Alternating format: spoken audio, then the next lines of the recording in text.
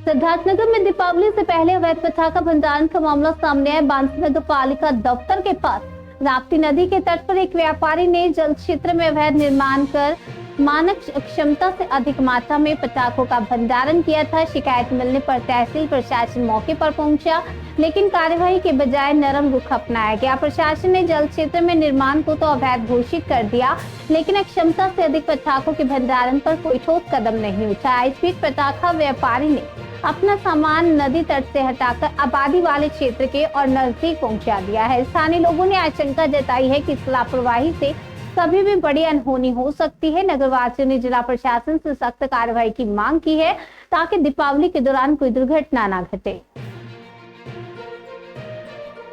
बताइए, अपना परिचय दीजिए और क्या मामला है बताइए।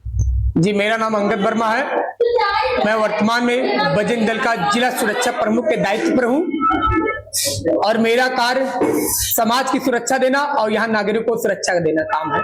और मैं हमारे बीच जब ये शंका लगा कि अयोध्या में इतनी बड़ी घटना हो गई, पटाखे की दुकान पूरी आग लग गई, तो हम सभी लोग यहाँ सतर्क हुए कि अपने ही प्रदेश, अपने ही स्टेट में हम ऐसे दोबारा घटना नहीं होने देंगे। हम लोगों ने जागरूक हुआ और एसडीएम साहब जी को एक ज्ञापन दिया। ज्ञापन में हमने राप्ती नदी तट पर घनी आबादी क्षेत्रों में पटाखे की दुकान खोली गई थी, उस पर हम लोगों ने जब जागरूक हुआ, एसडीएम साहब को एप्लीकेशन दिया।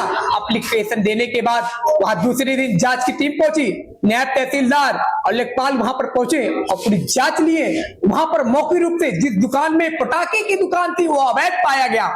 जबरन भूमाफिया के तहत उसको कब्जा कर लिया गया। राप्ती नदी तट की जमीन को वहां पर कब्जा करके पटाखे की दुकान भरपूर मात्रा में वहां पाई गई, जो कि इनके पास 500 किलो की लाइसेंस थी, वहां 2000 किलो के अधिक लाइसेंस पाई गई। और वहां एक ही नहीं, दो दुकानों की निर्माण की गई है वहां पटाखों की घनी आबादी क्षेत्रों में। और यही नहीं, वहां पर लाइट की भी चोरी की गई।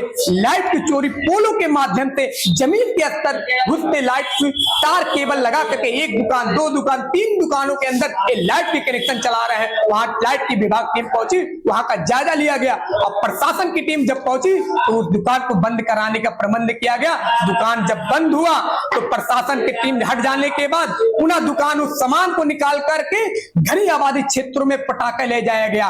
और आज इतनी बड़ी घटना बासी में हो गई है, इसका कोई बोल नहीं है। यहाँ शासन और प्रशासन की कोई डर नहीं, कोई भय नहीं है। यहाँ मिली भगत हो सकती है, अगर डर नहीं भय नहीं तो मिली भगत का कार्य है।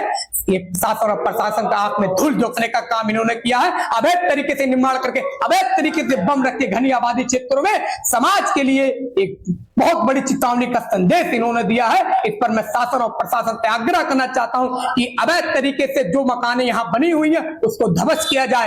मैं यही आग्रह करता हूं कि यहाँ के शासन प्रशासन से, और जो पटाखे की लाइसेंस दी गई है, अधिक पटाखे पाएंगे तो उसको सीज कर दिया जाए। दुकान की सही मोहम्मद हाफिज अहमद जिसकी दुकान है वहां पर पटाखे की उन्होंने 500 किलो का लाइसेंस लिया है, तो 2000 किलो पटाखे उसमें रखे हुए हैं। इससे कठोर कार्रवाई होनी चाहिए। एक दुकान इनकी बंदे पे भी है जिसकी नाम झम्मन पटाखे वाले हैं, इनका मिली भगत सब चल रहा है और इन्होंने बहुत प्रबंध तरीके से घनी आबादी क्षेत्रों में पटाखे सबमिट किया है। इसको मैं चाहता हूं शासन प्रशासन को देख करके इसको ध्वस्त कराने का काम करें।